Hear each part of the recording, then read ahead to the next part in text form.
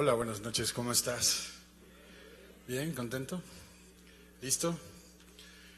Antes de abrir la escritura, ¿habrá alguien que nos acompañe hoy por vez primera? Que lo puede indicar levantando su mano para saludarle, ¿no? Pues de lo que se pierde. Qué bueno que no vinieron. Muy bien, estamos estudiando el Evangelio de Juan y ya estamos en el capítulo 3, así que si me acompañas con tu Biblia, Juan 3, versículo 22 en adelante. Juan 3, 22. Y vamos a terminar con la ayuda de Dios el capítulo 3. Y este es un capítulo interesante. Un segundito. Ahí estoy.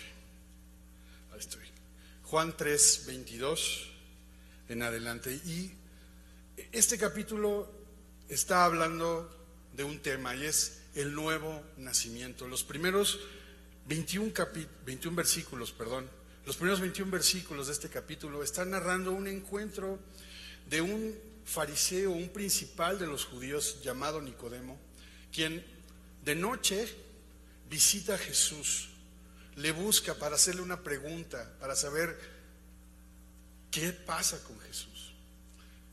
Lo interesante de la historia es que solamente le pudo apenas preguntar una cosa a Nicodemo, a Jesús, porque Jesús de ahí sale, no lo deja preguntar más, responde su pregunta y va más allá de todo eso. Y en pocas palabras, lo que Jesús le dice a Nicodemo es: necesitas nacer de nuevo. Si tú quieres ver y quieres entrar al reino de los cielos, necesitas nacer de nuevo. Lo cual quiero que entiendas que es algo no fácil de comprender. Hoy todavía, aunque tenemos fe en Jesús, a veces podemos preguntarnos: ¿qué es nacer de nuevo? ¿Cómo es esto de nacer de nuevo? Jesús dice que necesitamos nacer de agua y del Espíritu. ¿Qué significa esto?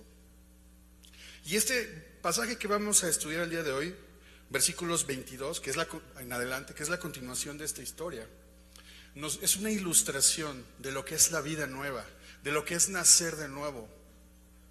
Solo que ahora lo que va a suceder, lo que vamos a encontrar en esta historia que vamos a leer, es la historia, es el nuevo nacimiento narrado por Juan el Bautista, por un humano como tú y como yo. Él está interpretando ahora el nuevo nacimiento. Su vida es un ejemplo de esto, y entonces es una ilustración del nuevo nacimiento. Vamos a leer a partir del verso 22. Dice: después de esto vino Jesús con sus discípulos a la tierra de Judea y estuvo ahí con ellos y bautizaba. Juan bautizaba también en Enón junto a Salim, porque había allí muchas aguas, y venían y eran bautizados, porque Juan no había sido aún encarcelado. Entonces hubo discusión entre los discípulos de Juan y los judíos acerca de la purificación, y vinieron a Juan y le dijeron: Rabí, mira que el que estaba contigo al otro lado del Jordán, de quien tú diste testimonio, bautiza, y todos vienen a él. Respondió Juan y dijo: no puede el hombre recibir nada si no le fuere dado del cielo. Vosotros mismos me sois testigos de que dije: yo no soy el Cristo, sino que soy enviado delante de él. El que tiene la esposa es el esposo, mas el amigo del esposo que está a su lado y le oye, se goza grandemente de la voz del esposo. Así pues, mi gozo está cumplido. Es necesario que él crezca, pero que yo mengüe. Vamos a orar. Y Señor, nos encomendamos a ti, nos encomendamos a tu palabra, Señor, que es útil, es eficaz, es más cortante que toda espada de dos filos, que puede penetrar hasta lo profundo de nuestro corazón y puede distinguir, puede discernir las intenciones de nuestro corazón. Y hoy necesitamos de ti como cada día, Señor. Permite que tu palabra nos guíe, nos hable, nos inspire y nos enseñe lo que necesitamos aprender del nuevo nacimiento y de la nueva vida, Señor. Aquí estamos en tus manos, en el nombre de Jesús. Amén. Verso 22 dice: después de estas cosas. Y estas cosas es exactamente lo que acabo de mencionarte, esta historia de Nicodemo. Pero no solo esto, Jesús está comenzando su ministerio apenas. Y estas cosas están causando dudas están causando conflicto en la gente donde está alrededor, entre los judíos, entre los discípulos de Juan, entre los discípulos de Jesús. No hay mucha claridad aparente.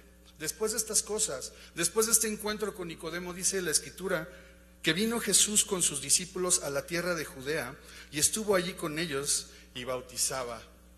Dice que estaba Jesús en la región de Judea, es decir, Jesús había acudido a Jerusalén para celebrar la Pascua. Entonces Jesús deja la ciudad de Jerusalén para ir a una región, para ir al campo. Y este verso aquí suena raro, suena curioso, porque lo que nos dice es que Jesús se fue a pasar el verano con sus amigos, con los discípulos. Y ¿sabes qué? Eso me da una ilustración de lo que es el nuevo nacimiento. Lo primero que es el nuevo nacimiento es tener comunión con Jesús. Tú antes, cuando no conoces a Dios, no puedes tener comunión con Él, no podemos tener relación con Él. Pero lo primero que pasa cuando tú tienes un nuevo nacimiento es puedes tener comunión con Jesús. Puedes tener una relación con Él, puedes estar cercano. ¿Sabes cuántos meses estuvieron ahí? Alrededor de 6 o 7 meses. ¿Puedes imaginarte eso? Jesús, el hombre con la misión más importante del mundo, simplemente estaba dejándose estar, mirando el tiempo caer en el reloj de arena. Así, con sus discípulos. ¿Y sabes qué? Era un lugar que había mucha agua, porque dice que Jesús bautizaba. Esto es, que no estaba nada más orando o platicando de la Biblia, sino que seguramente se estaban echando unos clavados en los ríos o en los lagos, estaban ahí, no sé cómo era esa zona, pero ahí había agua, ahí había donde meterse a nadar. Así que Jesús y sus discípulos están chacoteando como niños. ¿Te imaginas eso? ¿Te imaginas eso físicamente? Jesús no estuvo 15 días, no fue el fin de semana largo, meses. Si te pones a pensar en que el ministerio de Jesús duró 3 años y medio, dedicó aproximadamente 6 o 7 meses para estar con sus discípulos. De entrada, ese es el gran regalo del nacer, ese es el propósito. Jesús nos lleva de vuelta a casa, de donde nacimos, de Dios. Y esto es maravilloso, nacemos de nuevo.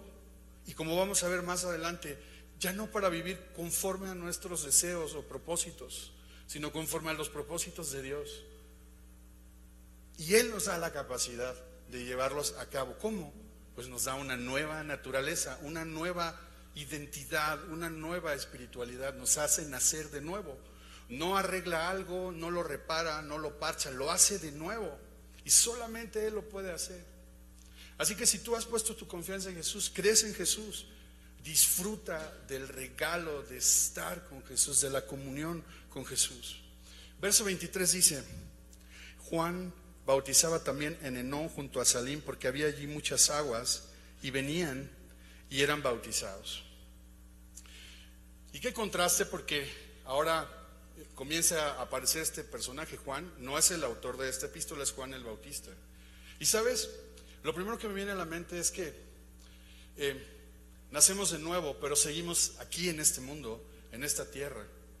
Juan bautizaba, pues Francisco es mecánico, Verónica cose, Luis es ingeniero, Raúl es pastor. Juan bautizaba, ¿por qué? Pues porque era Juan el Bautista, no el flautista, Juan el Bautista. Si es Juan el Bautista, él bautizaba. Es decir, la nueva vida es, tenemos que seguir viviendo aquí. Juan el Bautista, Juan bautizaba en ese lugar, y venían, y él tenía un ministerio especial.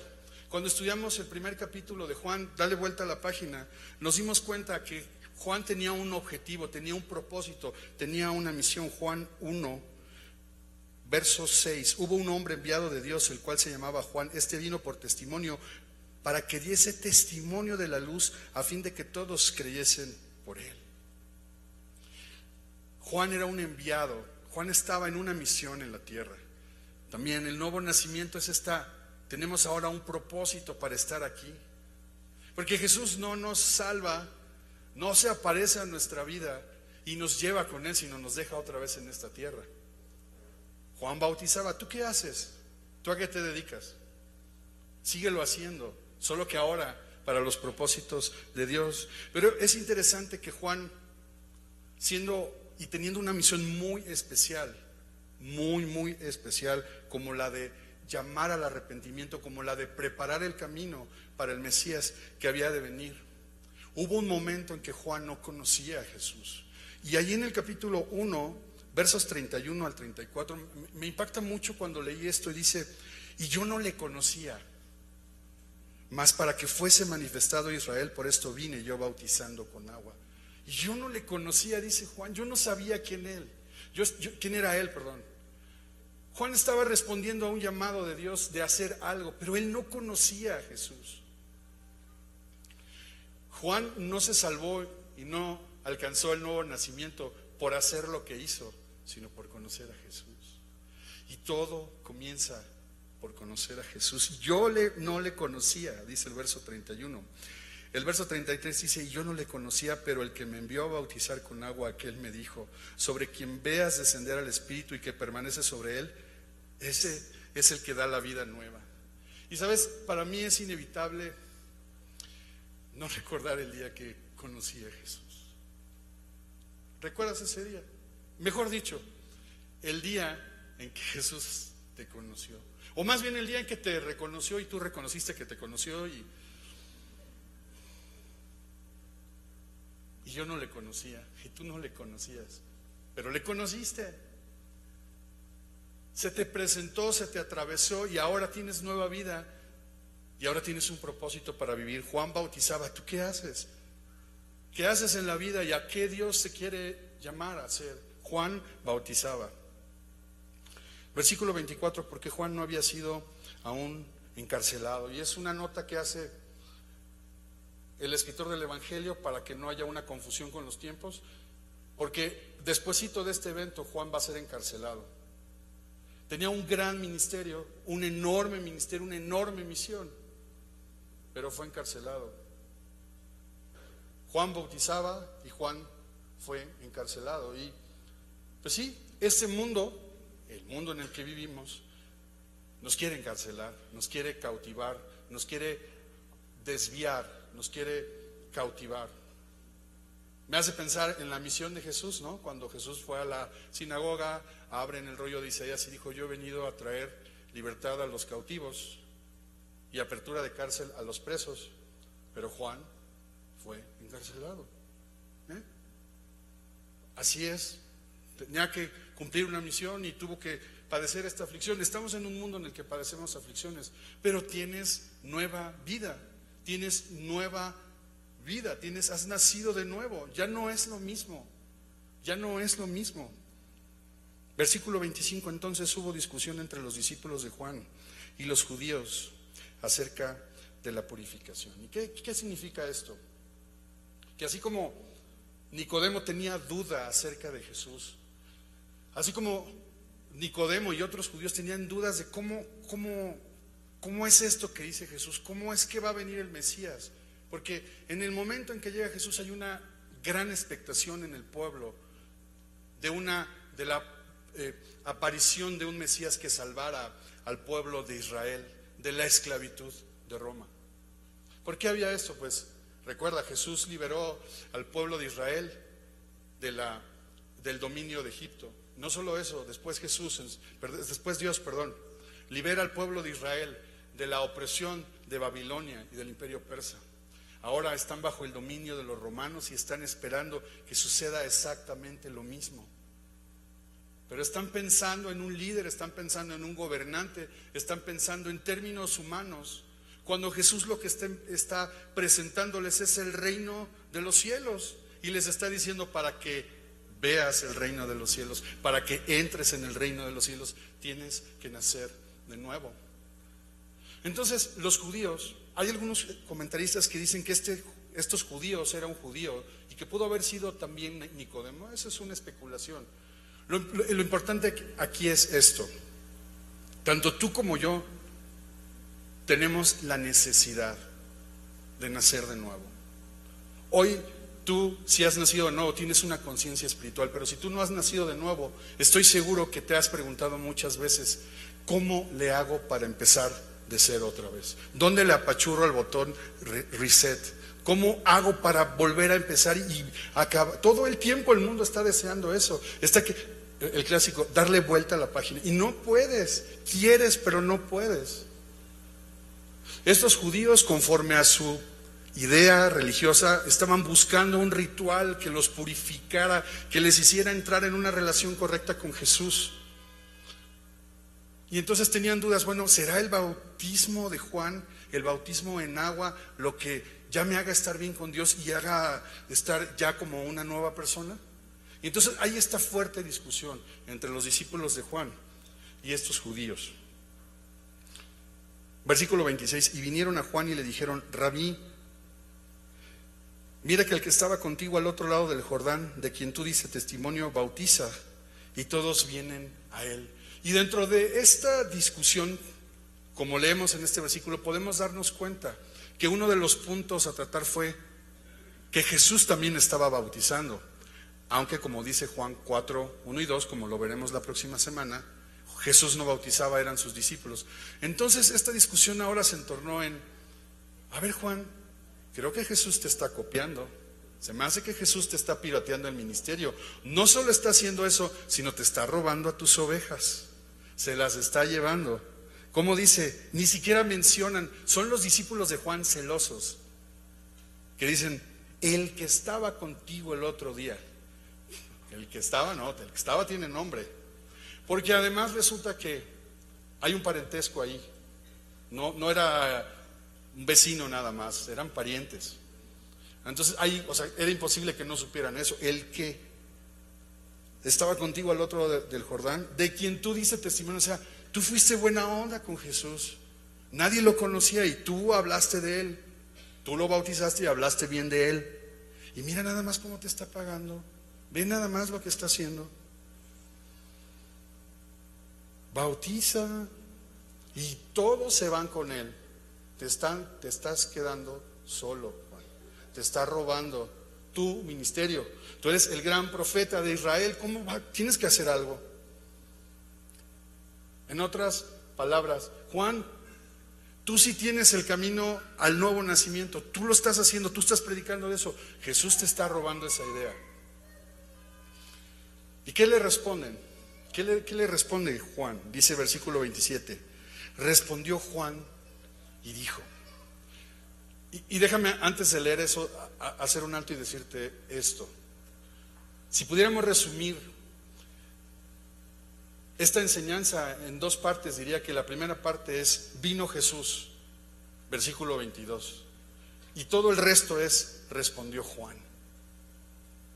El nuevo nacimiento se trata de que Jesús vino, se encarnó, se hizo hombre, vino a una misión para salvarnos. Y la siguiente se trata de responder.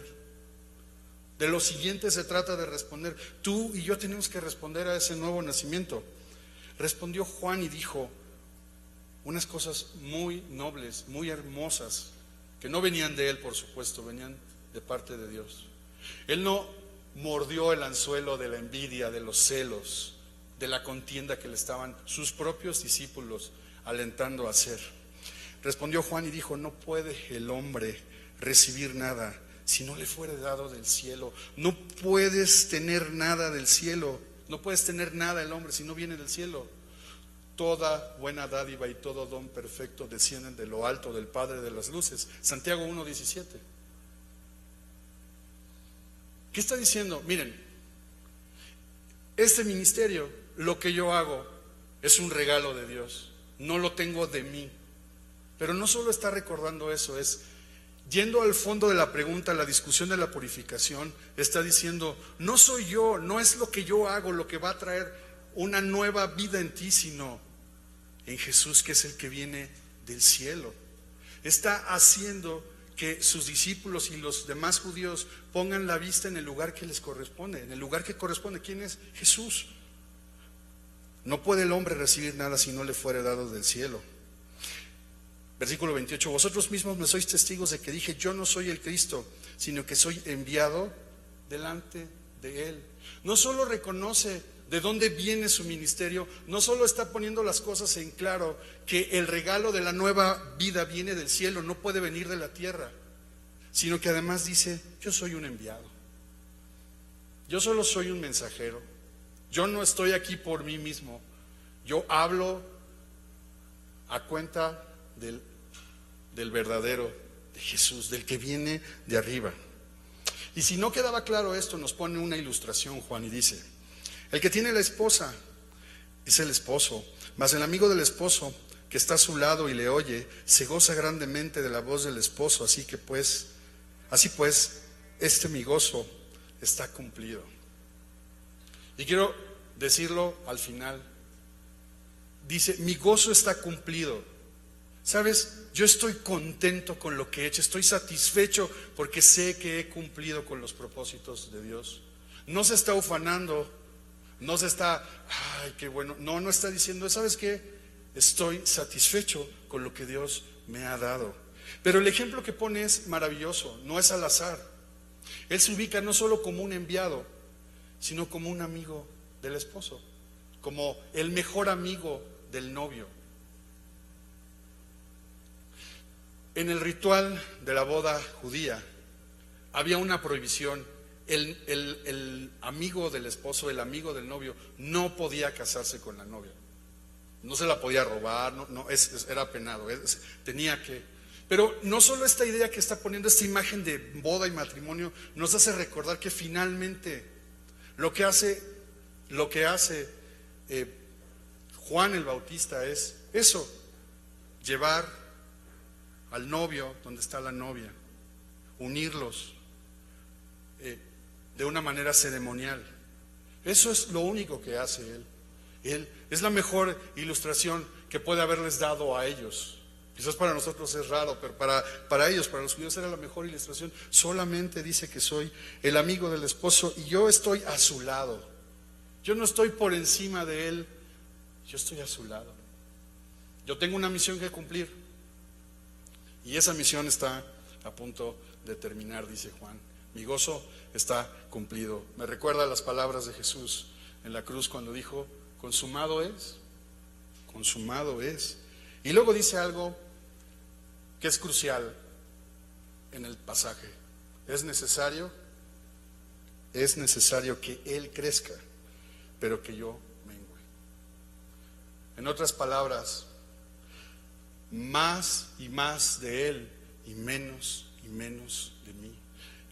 El nuevo nacimiento es tener comunión con Dios. Eso es disfrutar, eso es esa comunión. Pero hay un punto en que ese nuevo nacimiento nos lleva a morir a nosotros mismos, en este mundo, en esta tierra, a que sea más de Él y que sea menos de nosotros, más y más de Él, menos y menos de mí, que Él crezca y que yo mengue.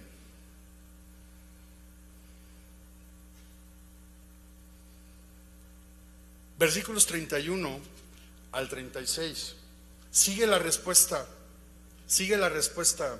de Juan a esta situación. Y lo que va a dar en los siguientes versículos son razones, son motivos para menguar nosotros y para dejar que Él crezca. Esos son los motivos, son las razones, son argumentos completamente lógicos, sencillos y ¿sabes qué? Contundentes. Versículo 31 dice, el que de arriba viene es sobre todos, el que es de la tierra es terrenal y cosas terrenales habla, el que viene del cielo es sobre todos. ¿Por qué tiene que crecer Él? Pues porque Él viene de arriba, y porque viene de arriba, porque es un enviado del cielo. Jesús está ¿qué? Sobre todos. Él es el Señor, Él es Dios. ¿Sabes? No se trata de creer en Jesús solo por las señales que estaba haciendo y que eran evidencia para llamar al pueblo de Israel a arrepentimiento y a creer en Él. Se trataba de creer en Jesús como el Hijo de Dios. No era un profeta como Juan, Él venía de arriba, está sobre todos. Versículo 32, hablando de Jesús, y lo que vio y oyó, esto testifica, y nadie recibe su testimonio. Y ¿sabes qué? Segunda razón, Jesús nos lleva al Padre. Jesús nos da testimonio de Dios, porque Jesús es el único que ha visto y ha oído lo que está en el cielo. Y Él encarna, personifica a la deidad, a Dios. Lo que vio y oyó, esto testifica. Y entonces, lo que nosotros tenemos que hacer es recibir su testimonio. Si tú recibes el testimonio, estás a su vez siendo testimonio de que Dios es veraz, de que Dios es verdad, de que Dios es auténtico. Número 3, versículo 34. Porque el que Dios envió, las palabras de Dios habla, pues Dios no da el Espíritu por medida. ¿Por qué debe crecer Él y yo debo menguar? Porque Él habla lo que dice Dios, Él habla la voluntad de Dios, Él habla las palabras de Dios. Dice, Dios no da el Espíritu por medida. Los profetas antes de Jesús, como dice 2 de Pedro 1:21, 1:19 al 21, dice que fueron inspirados por Dios. Dios les dio el Espíritu Santo por medida, con una medida, para que escribieran las palabras de Dios. Pero lo que significa esto es que Jesús tuvo el Espíritu Santo sin restricción alguna, sin medida. Tuvo siempre la riqueza del Espíritu Santo. ¿Quieres otra razón de por qué debe crecer Él y tú menguar? Porque Él tiene las palabras de Dios, Él tiene el Espíritu Santo. Y lo hermoso es que unos capítulos más adelante en este Juan, Jesús promete enviar a ese Espíritu Santo que está en Él sin medida, como el consolador, como el abogado, como el consejero, el que está al lado de nosotros. Juan dice, yo soy el amigo que está al lado del novio. Jesús nos dice, yo te voy a enviar al Espíritu Santo que está al lado tuyo, junto a ti, para guiarte, para revelarte, para guiarte a toda verdad.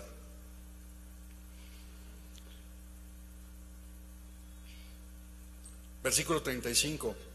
El Padre ama al Hijo y todas las cosas ha entregado en su mano. Bien, hay una relación íntima.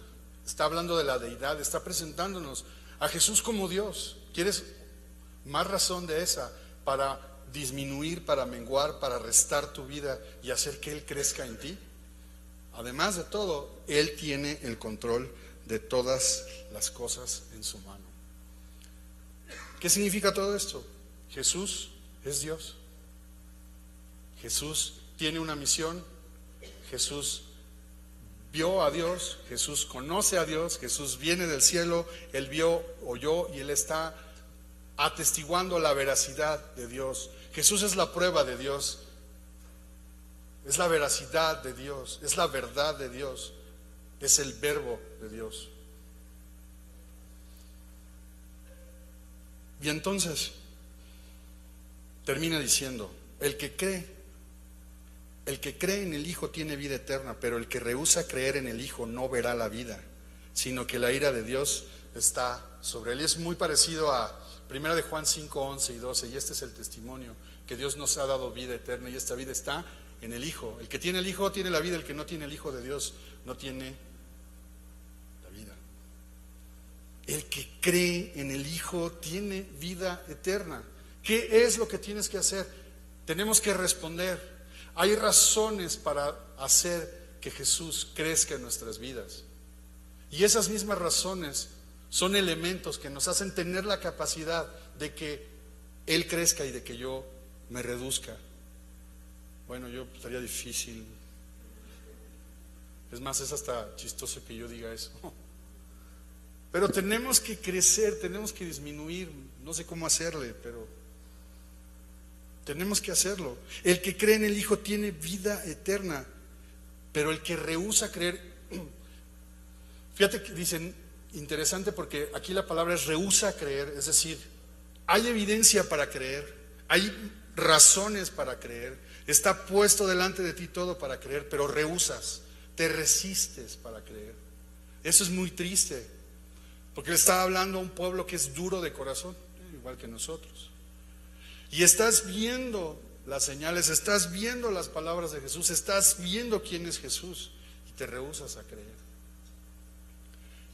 Pero otra vez Juan Juan está hablando, si me permites decirlo de esta manera, a lo mejor yo tengo una Biblia que tiene los evangelios y las palabras de Jesús en rojo y las palabras que no son de Jesús en negrito. Si tú ves el capítulo 3, los primeros 22 versículos están llenos de rojo, porque está hablando Jesús. Y luego estos versículos que estamos estudiando, todos están en negro. Es Juan el Bautista el que está hablando. Jesús habló en los anteriores versículos y dijo exactamente lo mismo. ¿Cómo Juan dijo esto? ¿O Juan estaba de chismoso oyendo lo que Jesús le decía a Nicodemo? Pero Juan dice exactamente lo mismo. ¿Apunta a quién? A Jesús. ¿Cuál es el requisito para poder nacer de nuevo? ¿Cuál? ¿Portarse bien? ¿Bañarse todos los días? ¿Hacer la tarea? No, creer en el Hijo. El que cree en el Hijo tiene vida eterna, pero el que rehúsa creer en el Hijo no verá la vida, sino que la ira de Dios está sobre él. Y sabes, no está diciendo Dios te va a castigar, está diciendo ya tienes la ira sobre ti, ya está la condenación para ti. Todos estamos naturalmente destinados al infierno y a morir, a ser objeto de la ira de Dios, todos. Pero cuando creemos en el Hijo, cuando creemos en Jesús, cuando creemos en Él como el Hijo de Dios, como el que viene de arriba, el que es sobre todo, el que viene de arriba y ha visto al Padre, el que comprueba que Dios es Dios, el que tiene una relación de amor con el Padre, entonces tenemos vida eterna. Nacer de nuevo es tener vida espiritual, pero nacer de nuevo también es tener una vida terrenal. Estamos aquí por algún motivo y no por algún motivo. Este pasaje nos dejó claro con el ejemplo de Juan, que ahora estamos para tener comunión con Dios, tenemos vida espiritual, nacimos de nuevo para tener vida espiritual, nacemos de nuevo para tener comunión con Dios, pero seguimos con una nueva naturaleza en un mundo terrenal. Y entonces ahora, como Juan, nacer de nuevo implica vivir para los propósitos de Dios. ¿Cuáles son esos propósitos de Dios? Muy claro. Somos enviados, somos el amigo del esposo, somos enviados. ¿Para qué? A dar testimonio de Jesús. Tenemos que dar más testimonio de Jesús y hablar menos de nosotros. Tenemos que morir a nosotros para que Él crezca. Más y más de Él y menos de mí. Acompáñame a Juan 13, versículos 15 y 17. Juan 13, 15 al 17. Jesús está lavando los pies de los discípulos y les dice: porque ejemplo os he dado para que como yo os he hecho, vosotros también hagáis. De cierto os digo, el siervo no es mayor que su Señor, ni el enviado es mayor que el que le envió. Si sabéis estas cosas, bienaventurados seréis si las hiciereis.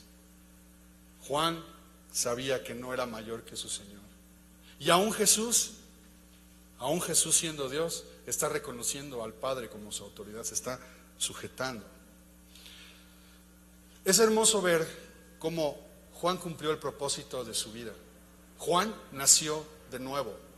Juan cumplió el propósito, fue un enviado y dio testimonio de Jesús. Y nos dejó razones para menguar, razones para hacerlo crecer a Él. Y Juan 10, ahí mismo Juan 10, versos 39 en adelante. Juan 10, 39 en adelante.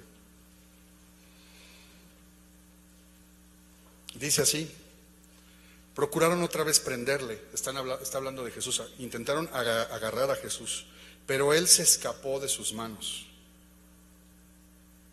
Y se fue de nuevo al otro lado del Jordán, al lugar donde primero había estado bautizando Juan. Y se quedó allí. Jesús regresó ahí. Y muchos venían a Él y decían: Juan, a la verdad, ninguna señal hizo, pero todo lo que Juan dijo de este era verdad. Y muchos creyeron en Él ahí. Tú y yo no podemos hacer ninguna señal, ninguna. No tenemos poder, no tenemos capacidad natural para hacer nada, para hacer que alguien crea en Jesús. Pero sí tenemos la posibilidad de menguar para que Él crezca y entonces decir y dar testimonio de la verdad. Nacemos de nuevo para tener comunión con Dios, para cumplir y vivir conforme a los propósitos de Dios, y nacemos de nuevo para testificar de Cristo, para dar testimonio de Él, y muchos creyeron en Él ahí. Otra vez, más y más de Cristo, menos y menos de nosotros, más y más de Él, menos y menos de ti. Eso es el nuevo nacimiento. Y es, fíjate bien, Juan 3:7 dice: es necesario que nazcas de nuevo, es necesario nacer de nuevo. Y el verso 30 dice: es necesario que Él crezca, es necesario que Él crezca, ¿pero qué? Pero yo mengüe. Pero en el versículo 14 de este capítulo dice: así es necesario que el Hijo del Hombre sea levantado. Es necesario nacer de nuevo, es necesario mirar a Cristo levantado en la cruz y ahora a Jesús levantado, sentado a la diestra del Padre. Pero ¿sabes qué? Es necesario morir, es necesario que Él crezca y yo mengüe. Pero también, ¿sabes qué? Como lo dice el versículo 36 de este capítulo, es necesario creer. El que cree en el Hijo tiene vida eterna. Estamos en este mundo, seguimos aquí para un propósito. Finalmente hay una exhortación en el libro de 1 de Pedro, capítulo 4, que es una descripción gráfica de hacerlo a Él crecer y nosotros menguar. Versículo 4, 1 de Pedro 4, 2 y 3. 1 de Pedro 4, versos 2 y 3. Para no vivir el tiempo que resta en la carne, conforme a las concupiscencias de los hombres, sino conforme a la voluntad de Dios, es decir, conforme a los propósitos de Dios. Baste ya el tiempo pasado para haber hecho lo que agrada a los gentiles, andando en lascivias, concupiscencias, embriagueces, orgías, disipación y abominables idolatrías. Es necesario que Él crezca y que yo mengüe. Baste ya el tiempo. Si estamos aquí en este momento, en este lugar, y no me refiero solo a este lugar físico, sino en el espacio en el que vives, en este tiempo en el que Dios nos dejó vivir, necesitamos voltear, recordar nuestro nuevo nacimiento y recordar que ahora tenemos la capacidad de vivir para los propósitos de Dios. Es necesario nacer de nuevo, es necesario que Jesús sea levantado, es necesario que Él crezca y yo sea reducido, es necesario creer en Él para tener vida eterna. Vamos a orar.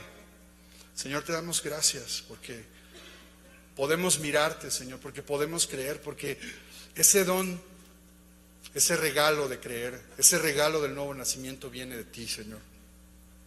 No proviene de ninguna fuente humana, no proviene ni de ningún esfuerzo, Señor. Proviene de ti. Y no lo merecemos, Señor, no lo merecemos. No te conocíamos, no había nada en nuestro camino que pudiera siquiera imaginarse quién eras tú y que nos estabas esperando y que nos estabas buscando. Señor, hoy